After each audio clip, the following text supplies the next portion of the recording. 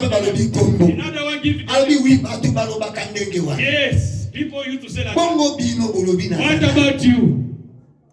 Pierre, inspiré. Peter, inspired by God. Cela veut dire Pierre a été inspiré. He was inspired. Pierre inspiré dans le Saint-Esprit. Inspired by the Holy Ghost. Parce que Dieu soit confirmé en vous. Because the Lord has confirmed. Alors Dieu a moi dans ensemble n'a pas mort. You are the children. You are the child of God. Dieu soit confirmé. The Lord has confirmed. He said, not the blood and water that you reveal, but only my Father is the one revealing to you. You may know now. I will give you now the keys. What you bound, it shall be bound. What you lose, it shall be loose. What does it mean? Pierre a dit responsabilité. He has a new mandate Il y a l'église. of the church. Il y a que diriger l'église. To lead the church. Il y a que fungola na sema likole fungwa. To lose on heaven. Alors la personne de Pierre. The personality of Peter. The Bible says. Yesu akufi. Jesus passed away. Yesu asekwi. The Lord resurrected. Maria yebisipe Pierre. Even though he could reveal to Peter. Pierre pe Yesu abimeli pe Pierre. And he appeared also to Peter. Alors dit Pierre ngaye. Say, Peter, here I am. Thomas kutoye. Thomas came. Yesu abi tia musapina yo. He said, put your finger here. Donc cela veut dire quoi? What does it mean? Pierre. Peter. Amoni Yesu. He saw Jesus Christ. La résurrection Pierre amoni Christ. He saw Jesus Christ. Amoni pendenge Yesu a prouvé Thomas. He could see how the Lord proved to Thomas que nazamvi. that is alive. That Mais après 3 jours. After 3 days. Après 3 jours. After 3 days. Yoka Pierre. Listen now, Peter. Adiba master. He said, hey, friend. As I'm here, I'm going back. I'm going back. A leader.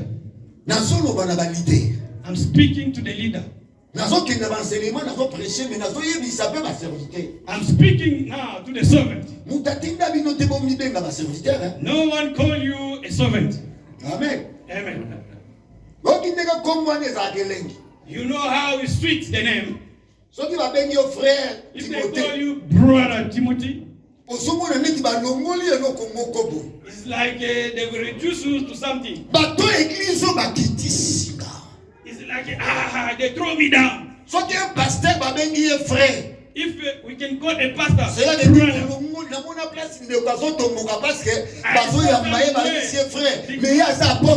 they introduce him as a brother, but he is apostle. He was very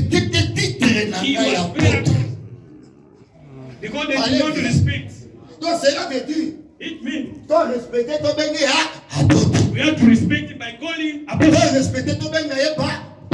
We have to respect him by calling him pastor.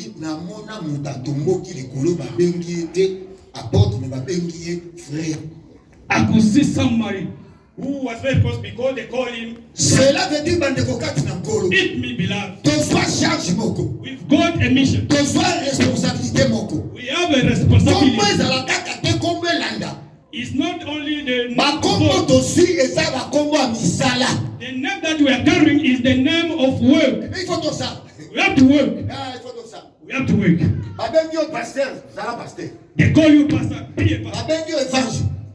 If they call you evangelist, be evangelist.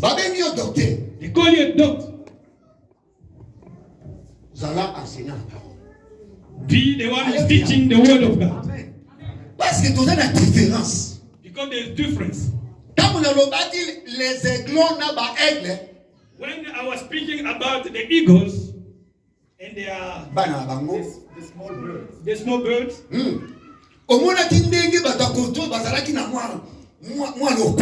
And you could see one side, they were very proud. Pastor Noah, yes, I know you. I come to you. When I call the small, I check the side. And the mama said, why you call out the small? Because I used to give answer every Wednesday. But this side, we were very proud. We were watching this. This side is what the eagle. Do not forget that the bird used to fall. If the eagle go higher,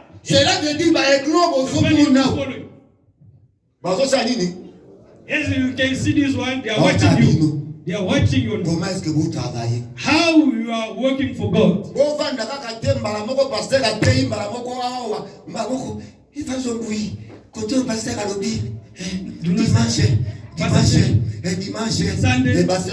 Sunday servant. Alléluia. Non. C'est pasteur, il faut travailler. If pastor said you have to work. Pourquoi? Parce que les ségros sont salini. Because the birds are watching. Est-ce que ça va éclater? The eagle. They are eagle. They are eagle. Mais bazana nous miquer. But they are if they go up, they will be like you. You may neglect Joseph. Is there as an eagle? But this time it's still a bird. One day, you see him like an eagle. Peter had the mission. Responsabilité. He had a responsibility. Nous avons une responsabilité. As we are gathering here, we've got donc on a jugé deux fois. We'll be charged 2 times. For ourselves and for others. The one who was the leader. The one who was the leader. Faites attention, un leader. Be wise. A leader. From what is coming out from us. What is coming out from us. It may impact the children. Hallelujah. And even in the house. I say to Rudy, give me a fork. He gave it to me. When I started to eat with it, I could see splendor. I could see joy. And they went also to collect the fork. And they displayed their food there. They were started to eat with it. Even though they were but they could see me. Try also. What does it mean? I'm the leader in the house. I've influenced them. Instead of eating with their hands, but they go collect the parents. Faites attention. Parents, be wise. From what is coming out from what you are doing in front of your children, they used to copy it. They will copy it. And it will dwell there. Why? Because you are a leader. The day that I will hear somebody, I'm preaching you. And tomorrow, and tomorrow, I will tell you.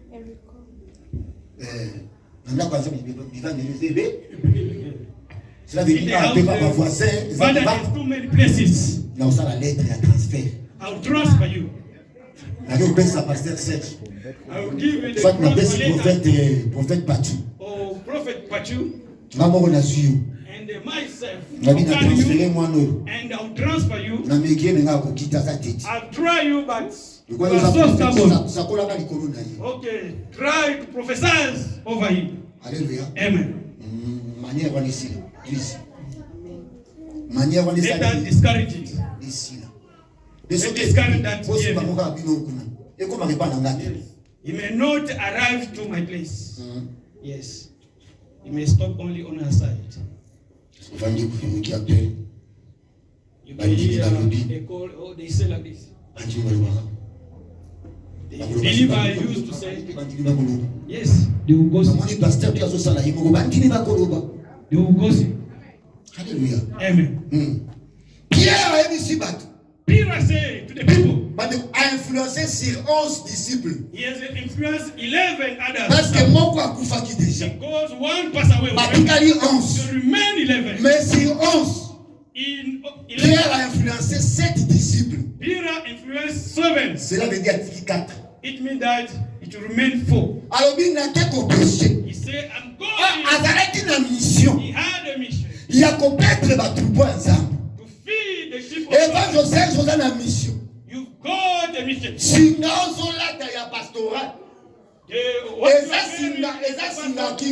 Is not for your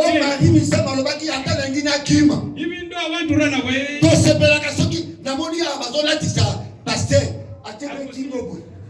they were increasing their pastor.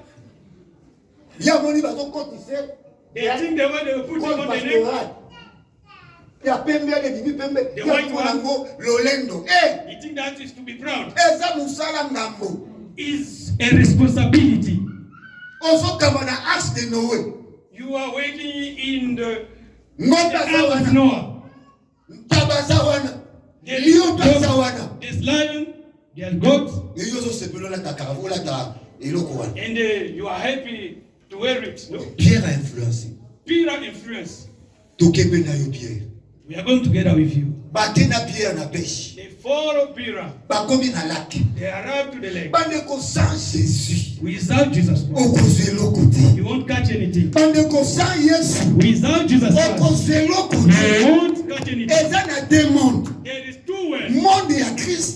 Christ world and darkness world. Either you are in darkness world,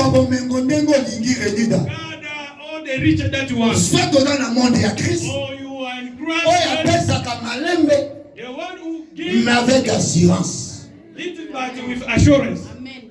Hallelujah. Amen. Even though it will come step by step, but with assurance. Even you may not pay, but you've got a reserve. Pierre a influencé. All of them follow him. The Bible says that night they worked the entire night. They did not catch anything. They did not catch anything until morning. They pulled out their boat. They pulled it out. They were washing their nets. Why? They were discouraged. Peter have abandoned the work of God. And they returned back to the work. And the Bible said that they couldn't catch anything. That night, in the night that they can do best their work. Those who went, they said Peter, and the other two sons of Zebedee, James and John. They were the great fishermen. But that day they could not any fish. And the morning Jesus Christ appeared to them. In the fourth day of Jesus Christ, he appeared to disciples, not knowing that it was Jesus Christ. Jesus appeared behind them. When you think that is a forsaken you, Jesus is close to you. Even though you may forsake but he cannot forsake you. Because you've got a covenant in the Holy Spirit. Jesus appeared without knowing that it was Jesus Christ.